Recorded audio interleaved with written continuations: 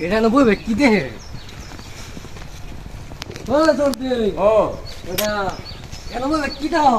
আরে ভাই কি দেখছ কিছু আছে দাও আসলে মানে ভাই তুই কিছু বুঝতে পারতাম চল আমি একটা বস্তু ভাবি